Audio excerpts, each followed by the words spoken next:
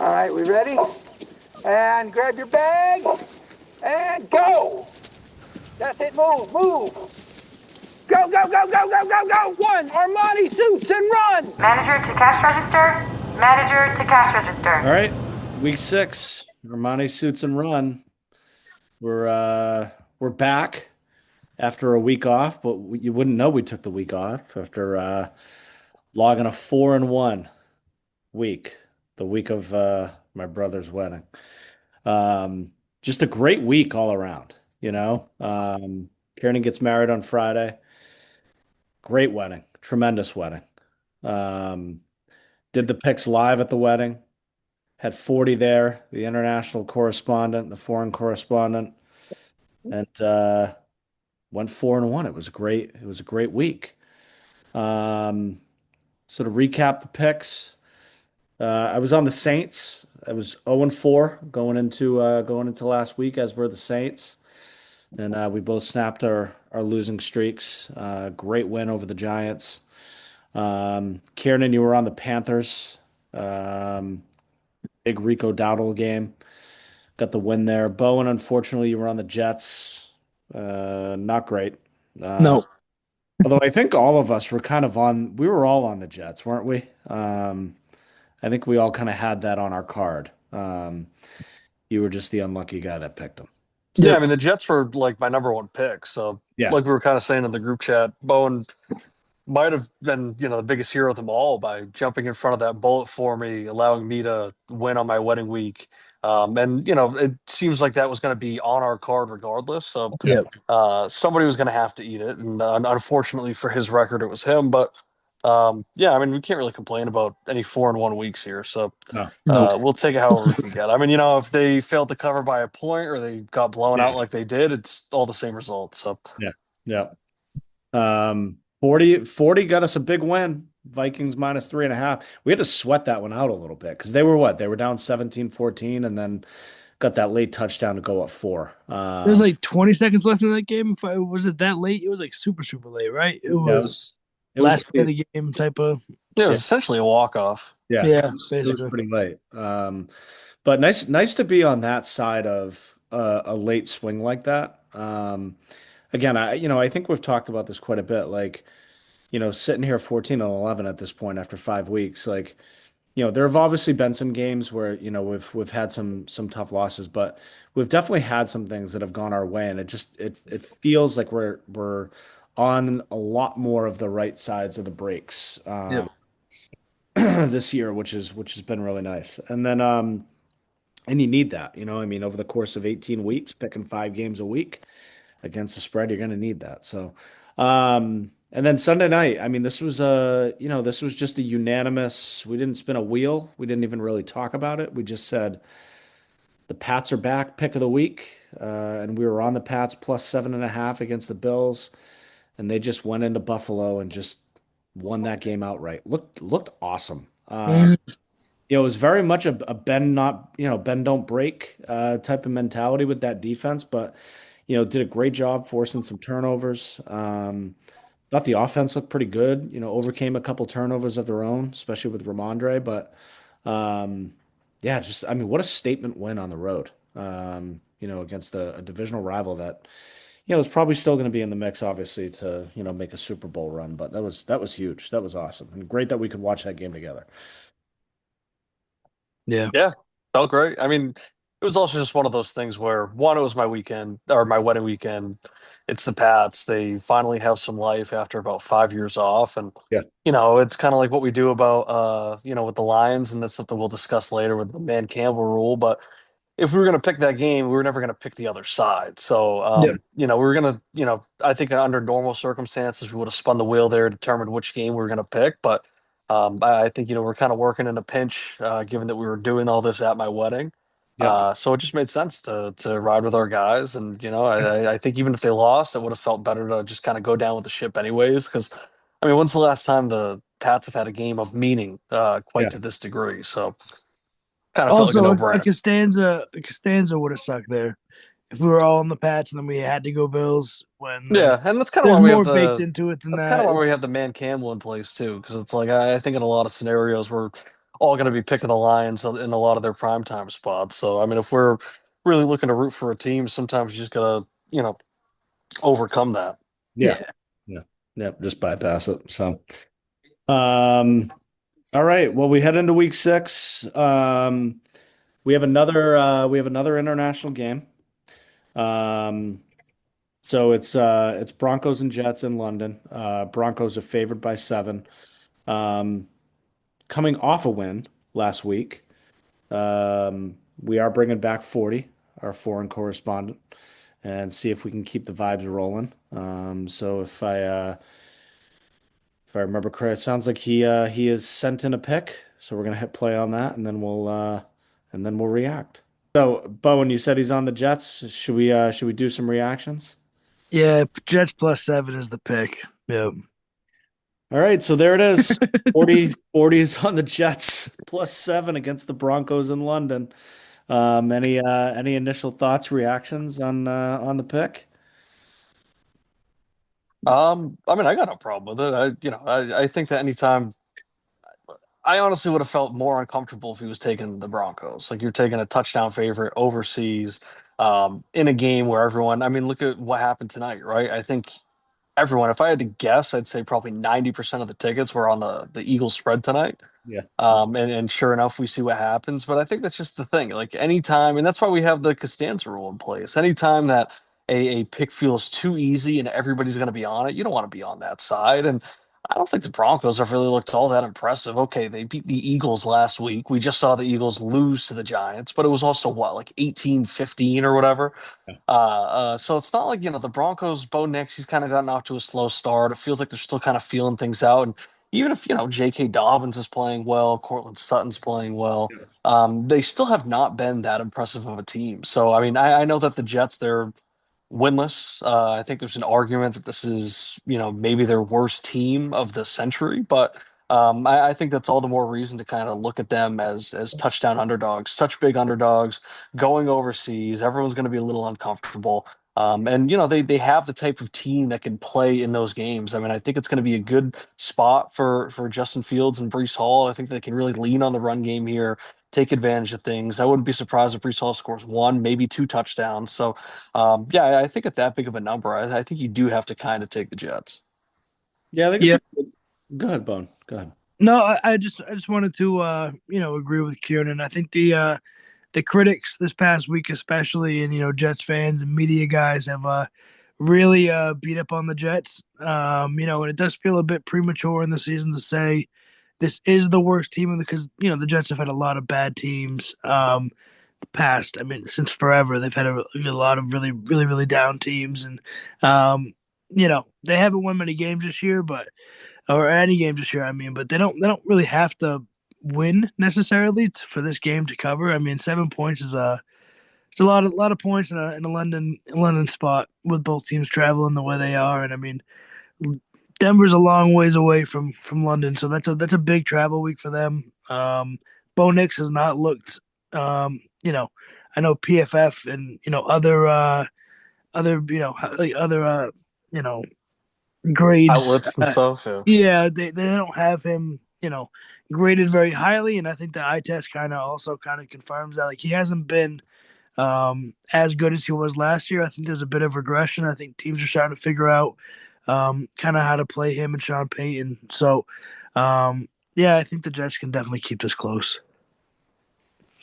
Yeah, I liked what you said too, Cam. I mean, I agree. I'd probably feel worse if we were on the other side of this. And I think too. I mean, as bad as the Jets have looked, like I feel like a lot of it really has come down to they're just a really undisciplined football team. And, you know, I think you even said last week as we were watching the game, like you can see the vision, in terms of some of the pieces that they have and what they're trying to do there. And it's like, Justin Fields, like, I mean, may not be the greatest passer in the world, but like can run the shit out of it. Garrett Wilson is a tremendous receiver. And when those two guys do get going, like they can do some really good stuff. Mason Taylor suddenly has emerged, as an interesting threat in the pass game at tight end. Brees Hall, like great running back. And the defense can be good. I mean, they've got good players on that side of the ball. So If they can actually cut down on the penalties, like I definitely could see where like they should be able to keep this game within 7 points, and um, who knows, like maybe even get their first win of the season. But Yeah, I mean, a lot of these guys on the team, they're still there from when Nathaniel Hackett was the coach, and there was the yeah, whole beef between Nathaniel Hackett and Sean Payton, and then the Jets ended up beating Sean Payton and sort of shitting on him yeah, because of that. But yeah, I mean, to all that about what I said with seeing the vision on that team, I do think that it is one of those things. I mean, we saw when Justin Fields ripped off that huge run against the Dolphins. Of course, they still lost that game, but we saw like the life that was able to sort of inject in them for a little bit. yeah, And then yeah, with things sprouting, and I do think that people can kind of lean on things too much and be like, oh, well, this happened and this happened historically, so it'll go this way. Like I was looking at our league today, Zach, our dynasty league, and I saw Ben Sino, who I was high on as a rookie, but I saw him. He was, I didn't realize he was on the waivers now. But I was thinking about how everybody convinced themselves that he was going to be the next Trey McBride because Trey McBride basically had a redshirt rookie year sitting behind Zach Ertz, and then he breaks out in the next year. So people were like, oh, well, now Sino is a red shirt year behind Zach Ertz and a Cliff Kingsbury offense, so he must be Trey McBride.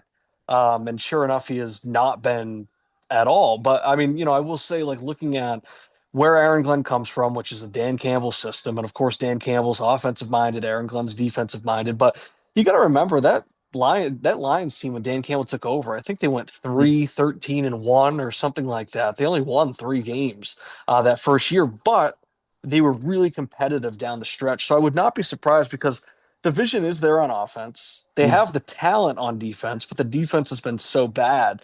yeah, But I think the good thing is that is Aaron Glenn's expertise, and I think that he's capable of cleaning those things up. So I would not be surprised to see the second half. Maybe the record isn't great, but at least seeing the Jets be a lot more competitive and maybe losing with a little more honor than as opposed to how they've been losing in these recent weeks where it's like, anytime it seems like they get a big play, they have like a taunting penalty or somebody was lined off Mhm. offsides or anything like that. So I mean, I feel like this could be like a good opportunity for them yeah, to say we need to lock in.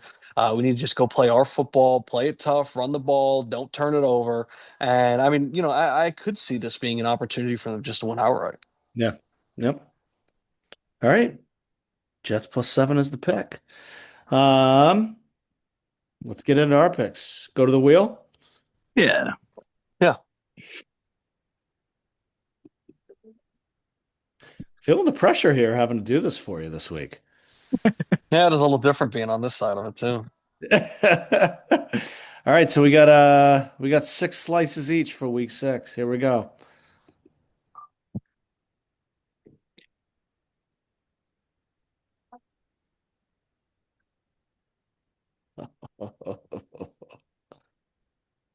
And then I do remove all instances, right? Yeah. Yep. All right, stop share. Bowen, the floor is yours. Uh, Give me the Seahawks. It's a pick 'em on the road against the Jags in Jacksonville. Um, you know, I think the Seahawks, for what it was last week, it was the best, probably one of the best games of the year against the Bucks. Absolutely electric up and down the field. Not much defense was played on either side of the ball or either from either team, but it was very entertaining. Sam Darnold, Jackson Smith, and Jigba clearly have just a unbelievable rapport for only playing together for a month plus. Jackson Smith is uh, top 10, top 5 receiver type player in the league right now. He has been unbelievable. And I believe in this offense to move the ball in that Jags defense that has had a lot of turnover luck and kind of they've been playing well the Jags, but I do think they come back down to earth a little bit there, especially off a big primetime win against the Chiefs. Um, the Jags on offense, I mean, it doesn't take a genius to see it. Like they have a lot of things that they're still working through.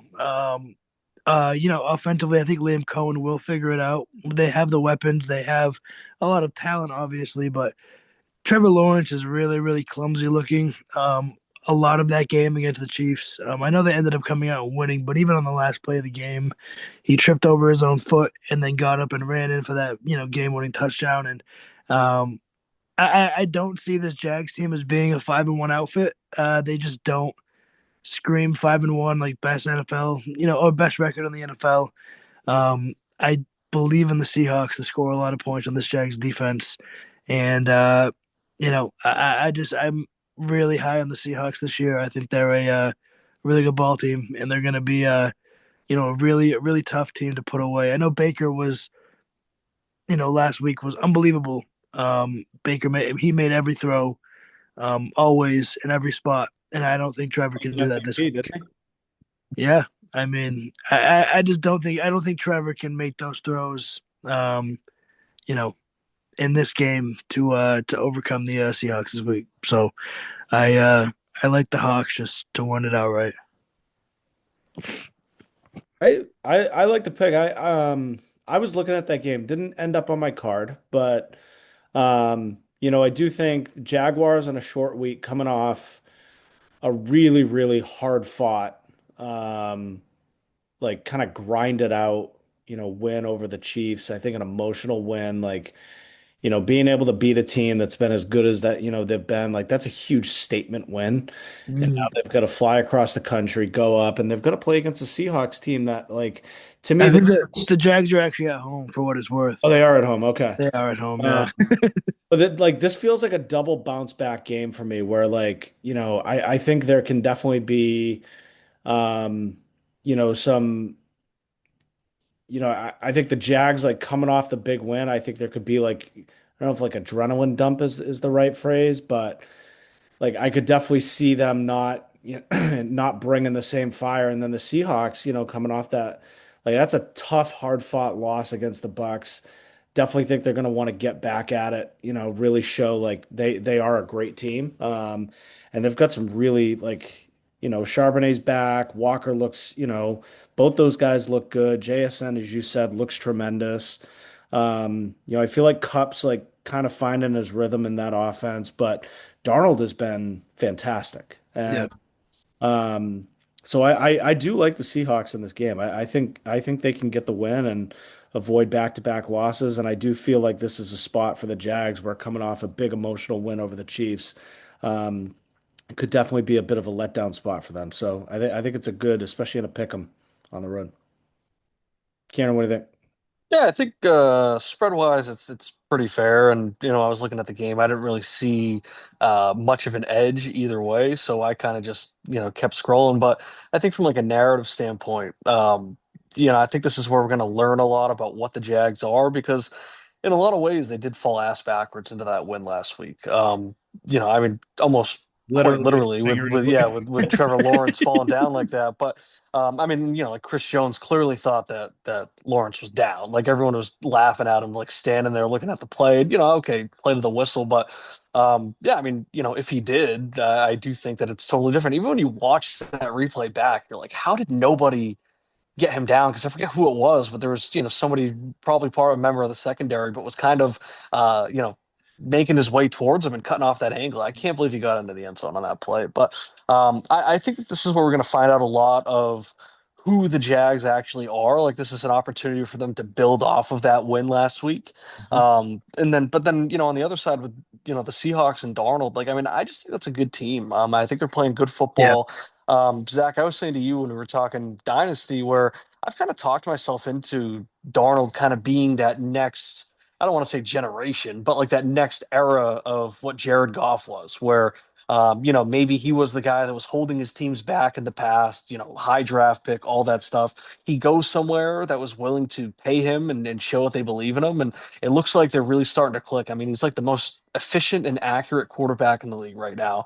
Yep. What I really liked was even though he threw that interception, which last year as a Darnold owner, if he had an interception like that early in the year, I'd be like, all right, here we go. Like the Linsanity runs over. Like he's going to go back to seeing ghosts and doing all that stuff. But Darnold, he stepped up, he went to the podium and he said, that was my fault. I just should have been earlier. I think the pass was deflected. It might have even gone off. He might have just thrown it off of a lineman's helmet, I think.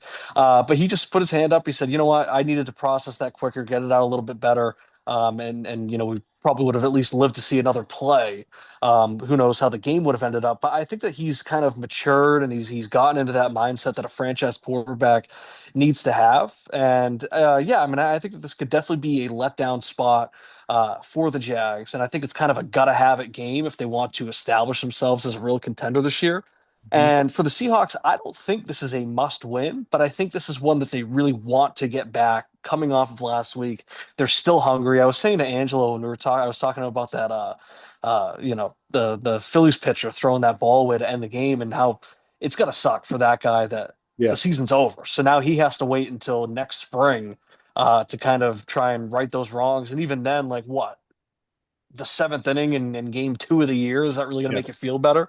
But I think that that's like a perfect spot for the Seahawks to get right back out there, pick themselves back up, dust themselves off, and come out and win. And I mean, for what it's worth, the Seahawks they've been much better on the road the last couple of years too. So, Mhm. them being able to travel and play well away from home, I think this is a good spot for them. And I do think it's just by the book. I think it's a letdown spot for the Jags.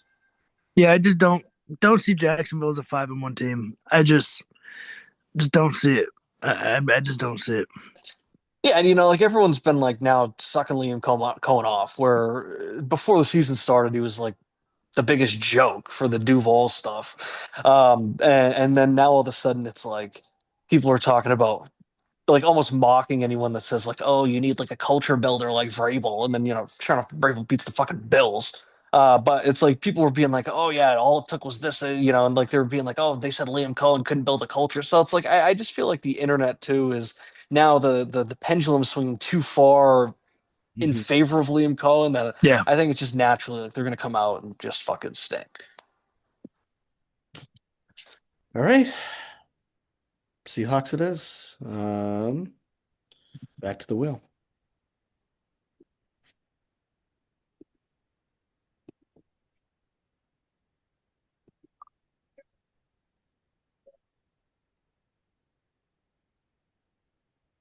Mm, mm, mm. Oh, Wow. No.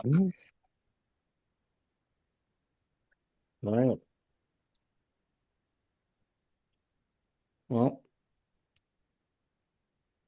speaking of Vrabel and culture builders, I'm going Pats -3.5 over the Saints. I liked what I saw. I mean, how could you not, right? Like, I mean, they go on the road to Buffalo, primetime spot, Kieran's wedding weekend, just a huge statement win. Uh, but teams coming off an upset of over a TD, so 7.5 or more in a night game. They're 21-17 straight up, 20-16-2 against the spread since 2002. Very respectable. When they're listed as favorites, 9-6-1 against the spread. Vrabel good in this spot after winning outright as a dog of 3+, 13-9 against the spread in his next game. 12-8 against the spread after beating a divisional opponent. So another just like solid stat there. Um, and I just I really I like what I see from this team. I like the way that they're looking. I like the way that defense looked, especially now they got Christian Gonzalez back. Mhm. And again, this is another one too. Like, I know I was on the Saints last week. It just felt like a good spot, but this to me also feels like a bit of a, all right, they get this big win over the Giants, unexpected, kind of come out of nowhere, to pull that off. And now I feel like this is a perfect letdown spot for them. Like now they're going to kind of crash back to earth. Like, the reality is like Rattler's not a great, he's not a great QB. And I think the Patriots can do a good job of really focusing on shutting down Kamara. He's actually popped up on the injury report this week. Doesn't sound like it's too serious, but it's one of those things like you kind of don't know what shape he's going to be in going into the game, or a play early could knock him out. But I feel like they'll focus on containing, shutting him down. And then that secondary can do what they need to do. I don't see Rattler being a big threat against that secondary. So, and I think that offense will keep doing a really good job of moving the ball. Diggs obviously continues to look great week over week. He looked fantastic on Sunday night. obviously motivated, being back in Buffalo, like really wanting to make a statement. But I think this is kind of what we've been waiting for and expecting to see, like as he continued to get more reps under his belt, both game reps, but also reps with Drake May. They're really starting to develop that chemistry. Good for Armani coming back, getting a couple TDs there, get his confidence back. They continue to do a good job of like really backing him despite the fumbles. And um, I like him. I like him in this spot, so I'm taking the Pats -3.5.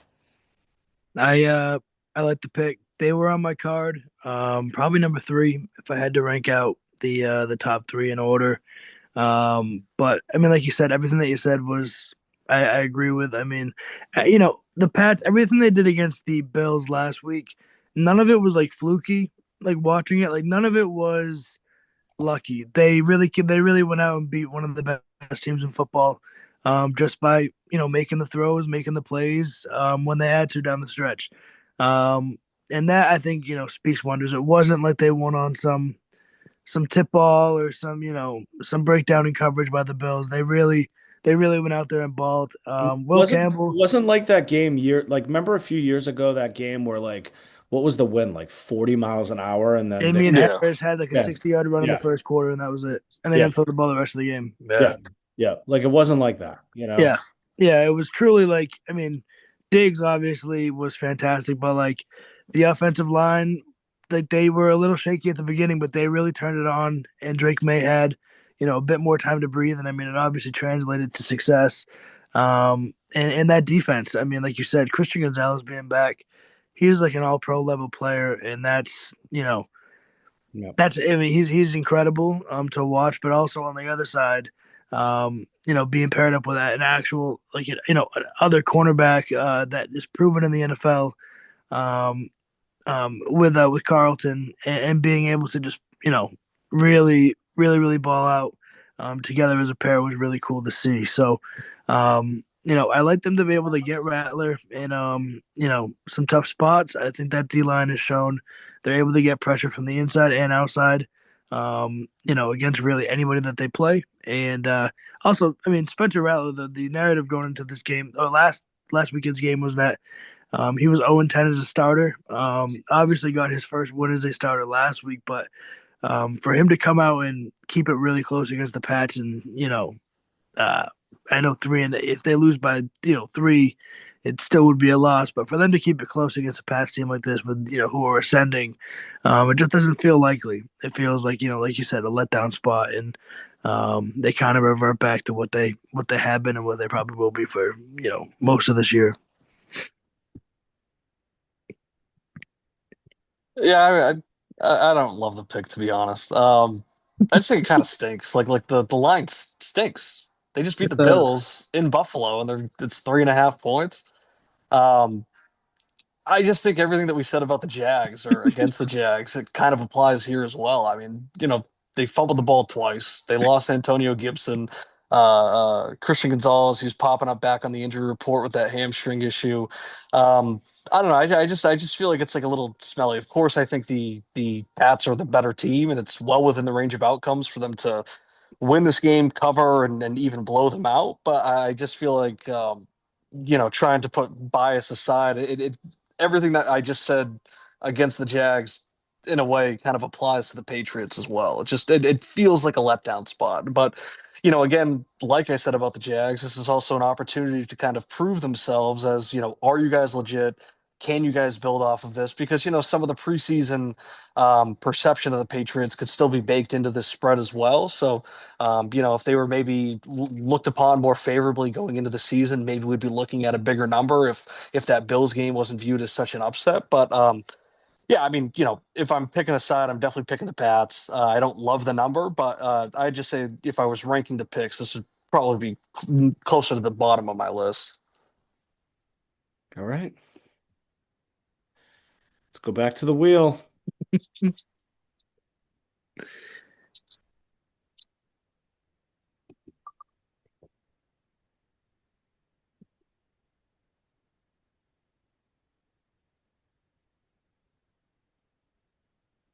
That's a hell of a wheel. Wow. Hell There of we a go. That was unbelievable. All right.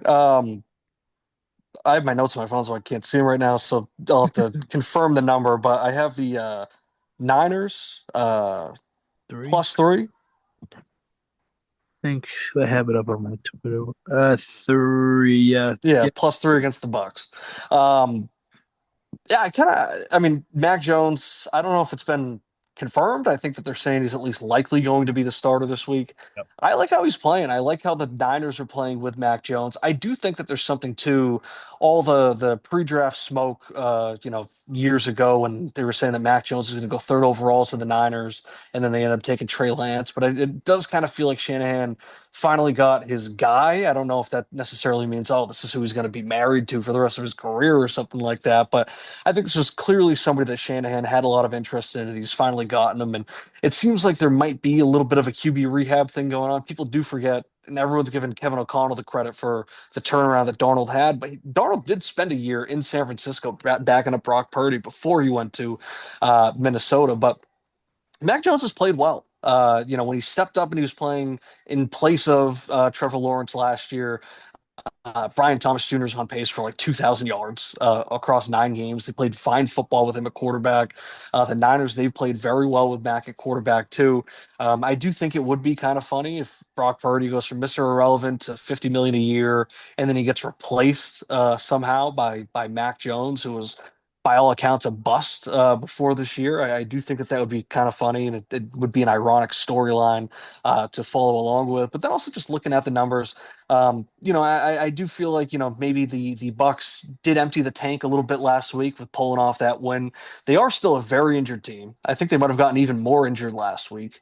Then just like looking at the matchups, I think the Niners on offense at least just match up a lot better. I think this could be a really big Christian McCaffrey game. I don't know what the deal is with Jawan Jennings, but even if it's Kendrick Bourne that's still acting as that wide receiver one, we saw how that went last week. And the same thing is they're also the Bucks are also weak against tight ends. So I Kittle sounded like maybe next week he comes back, but that Jake Tongs, I mean, he caught a touchdown last week. So I think offensively, where the strengths kind of are, whether it's the Niners at full strength or even if they're playing their backups, I think it works in their favor. And then when you look at how the Niners defense has been playing, really their only weak spot has been against tight ends. And I just don't think that Kate Otten is the type of guy that can be leaned on to exploit that weakness and then carry the Bucks to a win. So, I like the Niners getting the points here. I think that it's going to be, at least a one possession game, or maybe at most, I should say. But I mean, I would not be surprised to see the Niners come in and, put together like a pretty dominant, surprising win just based off of how high people get on the Bucks, and then people are still kind of figuring out where the Niners are at with Mac Jones. I like it. I like the pick. I agree with everything. Like I'm really interested to see. I mean, I hope Mac Jones continues to play. I like the way they have looked with him.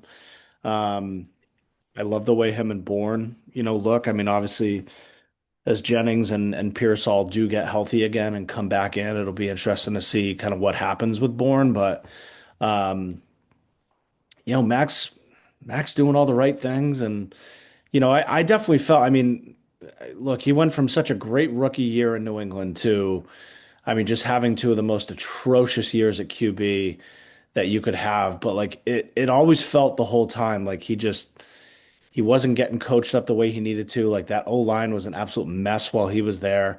Mm.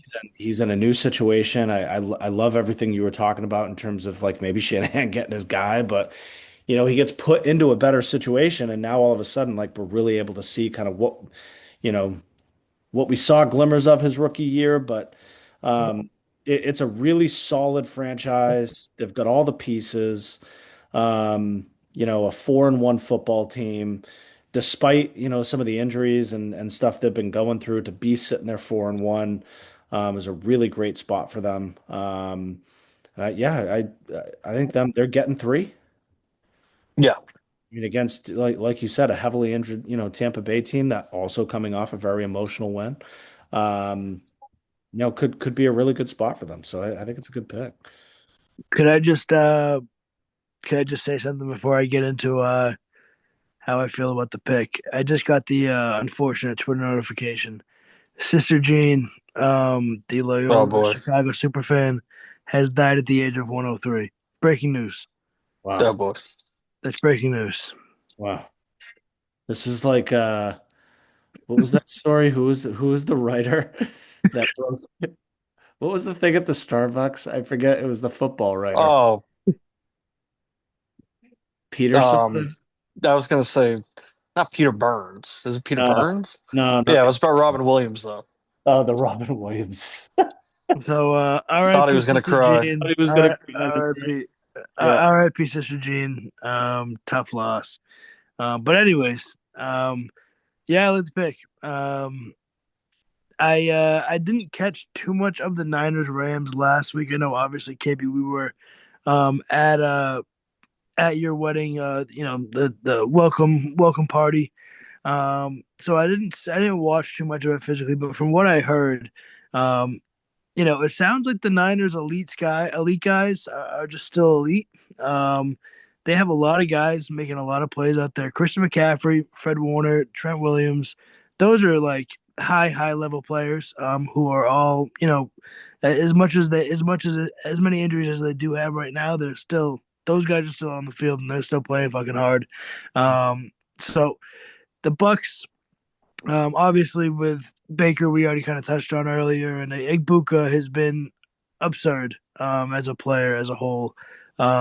Just coming in and being like one of the best receivers in the NFL. But I do kind of like this spot for the Niners, especially getting 3 points, just to play how they have been playing, play good defense with good players, and feed free Christian McCaffrey and ride that horse. I think he can give them a lot of problems, and yeah, I think the Niners have a really good chance of just winning that game.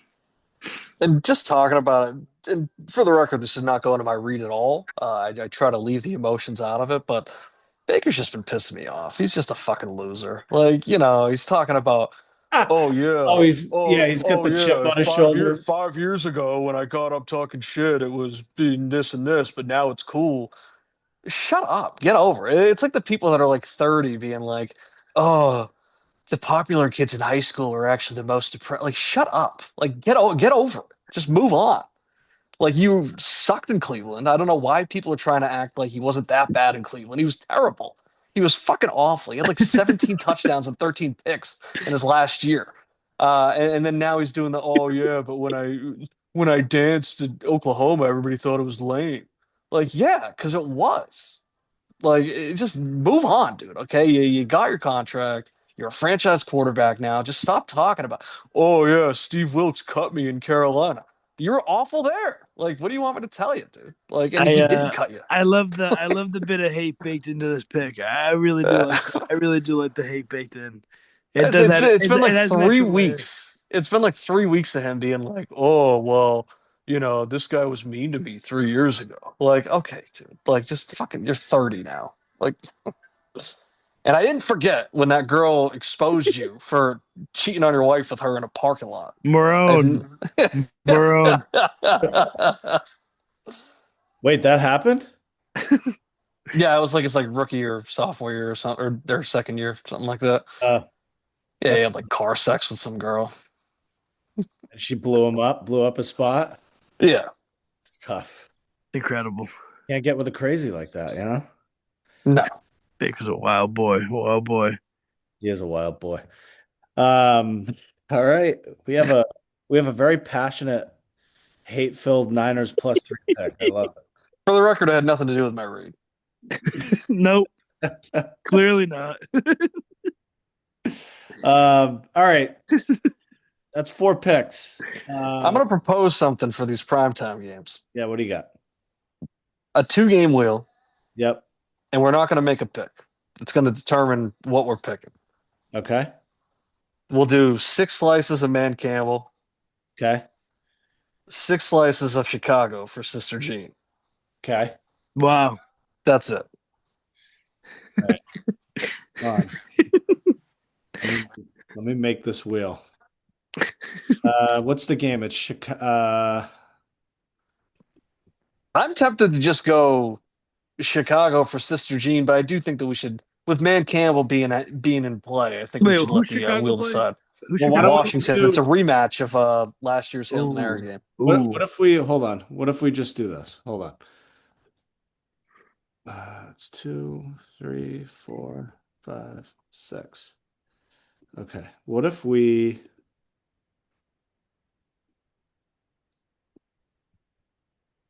do this? Yes, that is exactly what I had in mind. Okay. All right. And Wow, this will whatever it lands on is the pick, whether it's this the is Lions incredible. or the This is Bears. incredible. I think the Shams news update coming up on my phone mid Zoom. This is great. I love the mid zoom pivot. I love it. Yeah, this is great. Great call. All right, ready? Here, Yep. Man Campbell versus Sister Jane for all the marbles. Let's walk it off.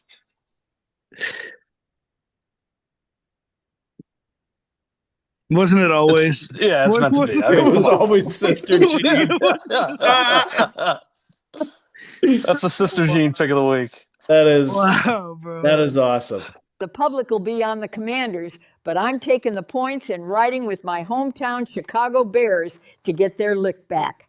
Dude, I've been losing it. The MLK parlay. Oh my God, that was KB, bro. KB, I if have you a can get great- assist. Because Simcoe actually sent that to us earlier in the day, yeah. and then just that one video has like ruined my algorithm on Reels. Where I actually had a period earlier, like tonight, where I had 3 straight reels of MLK, like playing pickup with Kobe, I saw that one. getting iced out at a jeweler. Oh And my then I got like 3 of Abe Lincoln. Oh man. There was one of Abe Lincoln on Maury. Stop. And they read that he was not the father. And then he stands up and he goes, "Free at last, free at last." Jesus Christ. I gotta read you this text that And I got. I don't want to be an AI slop enjoyer, but these have been killing me. These Oh, have Well, then I got this text from Brian Nutting yesterday, and it says, "Am I the only one getting all these Stephen Hawking videos of him doing crazy stuff in his wheelchair, letting jumping in the half pipe? Like, those have been killing me too. Like, I just watched one of him like skiing down a slope and just completely wiping out in that wheelchair. It was hilarious. We actually should check that parlay, because I'm thinking it had Scattaboo for like 2 receptions. It had Dart over like 25 rushing yards. It was Um, it was a loser. oh, it was okay, because I was gonna say from what I could remember, it would have been in play. So I think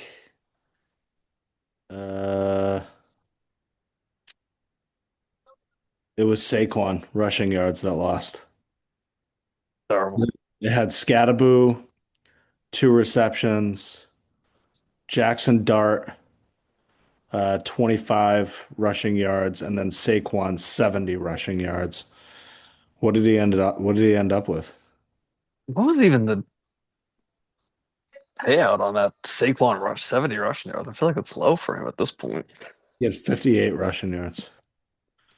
Oh yeah, they had to put AJ Dillon in at the end of the game. Yeah, it paid out plus 112. Wow. That's it. So Yeah. Yeah. so Sister Jean was actually 106. And let me just confirm on the website, the Bears website. I'm trying to see who's number 16 on the Bears. Maybe I got bad info. Never mind. All right, It says, is Jake Moody still the kicker for the Bears? I actually don't know. who the Let's kicker is? see. Because it says he's currently wearing number 16 for the Bears, but that's Google AI, and I don't know if I trust Google AI. Let's go to the Because that could be a huge Moody night. She was born in 1919. Who's number 19? 1938. Number 19 is Torrey Taylor, punter. Huge night for the punter. Well, that's Caleb Williams' boy. Yeah, isn't that the guy that Caleb Williams told him you're not going to do anything? Yeah. He's punted Okay, the most. there is no number 16. I'm looking at the Bears roster God right damn now. it. Yeah, they don't have a 16. Do they have a 61? Nah, bro. I know Luther's gonna play his fucking ass off with Sister Jane. Luther Burden. Coming off the bye. Yeah, come Yeah, on. Burden and Loveland coming off that bye. That's what I like. Yep. Wait, so do we have any words on this game? Plus 4.5. Um, I'm just pulling up the stats real quick because I did look at something earlier. Oh, what was it that I had? Let me pull up the house call sheet. That's what I knew I was looking at the game more in depth. Which, first of all, the house call sheet this week at Scatabo 1 and 2, Yep. Dart anytime, and then Devontae Smith should have had a walk-in touchdown. Like a 90-yard touchdown, right? I cannot believe. Did that change the complexion of the game, him missing that touchdown? Bro, I think Yeah. I think Jalen Hurts just being a dickhead fucking changes the whole I complexion of don't that want to team. hear like now I might clip that and then anytime I see somebody arguing that Jalen Hurts is actually a top 5 quarterback, I might just post that. And I don't care if they come back with like Tom Brady missing a throw or something. It's like, bro, Yeah. he could not have been more wide open. And you overthrew him by like 7 yards. I can't believe you missed that throw. That was bad. Yeah. Really bad. Oh yeah, I did. I had Loveland on. Commanders are allowing a league-leading 59 yards per game to tight ends, Mhm. 5 red zone targets, 2 touchdowns. It's third most in the league in both of those categories. So yeah, I mean I could see it. And then I had DJ Moore on there, but then yeah, now talking about Luther as well. I mean I think both of those rookies coming out of the bye, that could be a good opportunity for them to start earning more snaps, more targets, and make things interesting. But I mean the Commanders won it last year on some absolute bullshit. Yeah. So for actually talking the game, I mean, now there's a huge coaching upgrade on the Chicago side. Yeah. I'm very interested to see how Ben Johnson has these guys ready coming out of the bye. Yep. Because I'm still not totally sold on him, like as a coach. Like I'm not doubting what he's able to do with the X's and O's. I do want to see more with the Jimmys and the Joes, but also, I mean, like that. I think it should be talked more about how weird he was to that lady on the that halftime interview. That was And so, and you got people that are being like, "Oh, well, that was like a stupid question." It's like, okay, you did not have to act like that towards her. Like that was like a bizarre way to react. That is like, nerd incel behavior, which kind of aligns with what he is as a football coach, where he's just grinding tape, grinding data, all that stuff. So you might just be one of those freaks that doesn't know how to talk to women. one of those. That was a really weird response. Like completely. Yeah, like I don't care if she was like, "Oh, like what color is the sky today?" Like just answer the question, go to the locker room. Like you don't have to be an Yeah. asshole. Like Yeah. even Belichick would have handled that with more grace. Belichick probably would have just walked away, which actually would have been a better response. Yeah. Um, Unbelievable. All right, so Jets +7, Seahawks pick 'em, 49ers +3, Patriots -3.5, Bears +4.5. That is your 5-0 week. Yeah, it feels good. Love it. Let's do it. All right, For Sister Jane. the picks are in. For Sister Jean. Oh, I cannot That- wait to put her on the thumbnail. That old bag. I Wait, are cannot you wait.